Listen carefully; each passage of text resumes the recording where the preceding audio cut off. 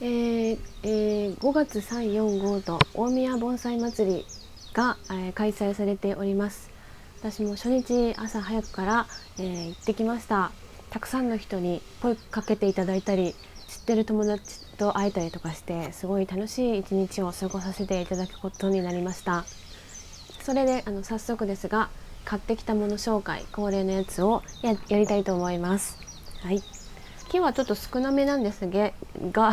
買ってきました。大野さんの盆栽大野さんのところもですね、もう毎年ですけどすごい行列でしたね。ちょっと比較的早くから行くことできたので、少しゆっくり見ることできたんですけど、2本買ってきました。一つはこちらのはい、これ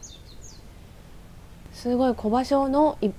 小葉椒のあけびです。なんか SNS でもちょっと見かけましたけど、いいなと思ってたのが1本だけありましたので買ってきた次第です。はい、挿し木あけび簡単ですから、この曲これですね。木姿としてはこっちだけで使えそうだから、こっちの反対側のこういうのなんか挿し木して増やしたいなと思ってます。ちっちゃいですからね、これで実がなったりしたらまたミニのあけびのできるんかなとか思うんですけど、だいたい Y 製のこの小葉椒とかってあんまり花咲かなかったりしますから、期待はしないけど楽しみにしてます。小葉のあけびでした。いいでしょ。いいと思います。はい、それとお手頃価格のソケイっていうソケイちょっと調べてください。花芽がついていてちょっと値上がりっぽい感じで作れそうだったので、挿し木のやつですね。はい、ちょっとこれも何気に楽しみな素材です。そして、東樹園さんでちょっと性の良さそうなイボタを見つけてきたので、ちょっとでかいんですけれども増やすのも視野に入れ1本購入してまいりました。すんげえ小葉椒なんですよ、これも。はい、そしてちょっと比較的短く花芽が止まる。普通の種類って結構ビヨンって伸びてから花咲くんですけど、結構短いんですよね。しかも花がとってもちっちゃい、お花もちっちゃい感じ。はい、なんでなんかこれ素材として使えるいいなと思ってですね、買ってきたんです。ここの座というかこの座のところがすごいいい感じですから、このままちょっとしばらく見ますけど、強剪定して吹いてきたらいいなとは思ってるんですけど、ちょっとまだよくわからないので、徐々にこの辺とかを挿し木の素材として作りながら、この辺も作りつつ、できるだけコンパクトにしたいなと思ってます。これはね3000円でした。はい、そしてこれは、桃の苗を買ってきました。これも500円のワンコイン、すごいお手頃だったんですけど、どうしようかな、桃私やったことないからちょっとよく分からなくて、どうしようかなってお友達と一緒に回ってた友達と見てたら、隣の女性の方が声かけてくださって、未生で3年ぐらいで花が咲いて実がつきましたよって教えてくださったんですよね。桃栗3年かけ8年って言いますけど、本当に3年で花咲くんやねって言って、ちょっとプチ盛り上がりました。そういう出会いもあって楽しかったですね。はい、桃ね、盆栽に作ってみたいと思います。木はそれとね、山野草を買ってきたんです。八ヶ岳花園さんっていうところ、札がちゃんとついてるから覚えやすいですね。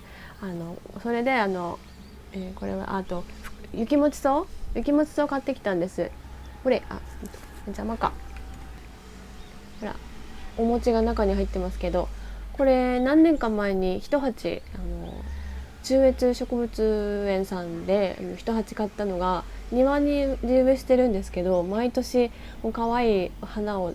出してくれるんですよ。でなんかどんどん好きになってそういう気持ちをちょっと小鉢でも作ってみたいなと思ったんです。そしてあったので買ってきたという次第なんです。で1本だけで寂しかねと思って2本買ったら、帰りの途中で花がもげてしまいました。こんな無残なデロンってなっちゃったんですけど、これね根元は生きてますから、はい、諦めずに培養して、はい、ちょっと鉢植えで来年ね綺麗な花姿に見させていただきたいなと思います。ごめんなさい。ということで私が買ったものはこの山野草と、葉小、小の良さそうな素材ですね。コバのイボタとコバアケビ、それと、初めての樹種のソケイっていうやつ、それと桃、これも初めての樹種ですね。これを買いました。そして鉢もいくつか買ってきました。去年私が行った時にはもうほとんど残ってなくて買えなかったケンジーさんの鉢をですね買って今年はゲットすることができました。これすごいケンジーさんらしいこの釉薬のやつ、サイズもねちょっと使えるちょうどいいサイズのもの、すごい気に入っております。しかも安かったんでもう嬉しくてたくさん買いたくなったんです。でこれもう一つ買いました。これも丁寧に作ってあって県外の松なんか入れたらいいなとちょっとイメージが湧いたのでこちらも買いました。もう一つこのライン付き、ここに釉薬のライン付きのものを買ったんですけど、なんかすごいみんな欲しがってるのにたくさん買ったら悪いなと思いつつ3つも買ってしまった。その遠方から来られたお友達で楽しみにしてたけど買えなかったっていう人がおられたので、その人に一鉢譲りました。ちょっとね買いすぎたらね他の買えない人も出てきちゃうからちょっとね悪い気がしてたんで少しそれで報われたかなと思ってます。ということで私がゲットできたのはこの2つ。素敵ですよね。源氏さんの鉢買うのが今回の買い物目標の一つだったので、一つでも買えたらいいなと思ってたんで2つもゲットできてすごい嬉しいです。それとこちらは、宇野昇さんの鉢、結構古そうな鉢ありました。だから買いましたちょっと正方のこの鉢ってなかなかちょっと使いにくいんですけれども、ちょっと挑戦してみようと思います。それとポンクラ市も大宮駅の方で開催されておりました。なんか街を挙げてのイベントとして他のフリーマーケットとかもう違うお店も出てて結構盛り上がっておりました。時間の都合で長いできなかったんですけれども、こういう謎の粉なんだっけ、ピータース151617なんかそういう高純度の液肥だそうです。弱ってるやつとかを回復させるとか、いう効果があるらしいので、もう本当怪しい色ですけど、ちょっと分けてもらいました。これ使ってみようかなと思います。1000倍ぐらいに薄めてシュッシュしたらいいかな。液肥の、ちょっと葉水ぐらいにして最初やってみようかなと思ってます。謎の粉いいですね。この色ハイポネックスの超濃縮版みたいな感じでしょうか、分かりませんが。それと今回 SNS でツイッターですね、ツイッターなんかで知り合った方にもたくさん声かけてもらいましたし、お宮鉢くださったりとか、これは秋直さんの鉢なんですけれども小さい鉢譲ってくださったりとかして、なんかもういただいてばっかりで申し訳なかったですけど嬉しかったです。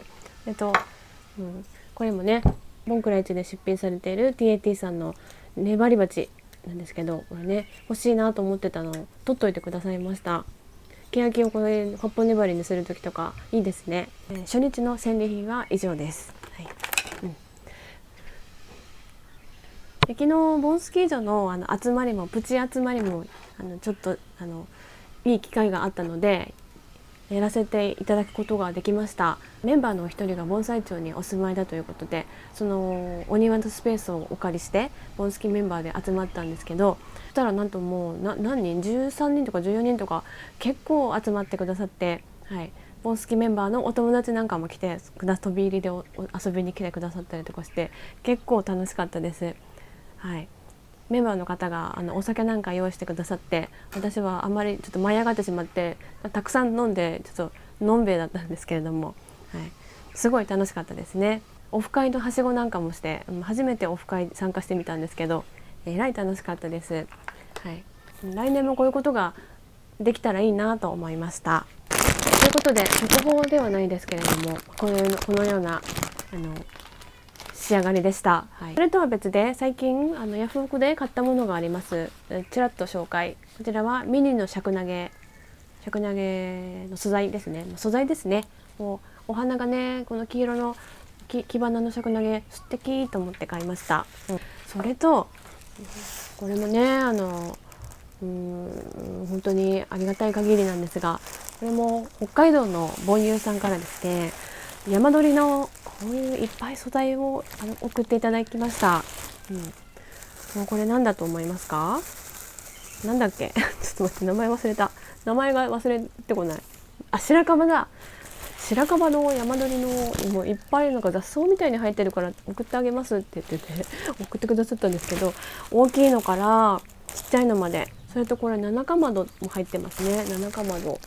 七かまど、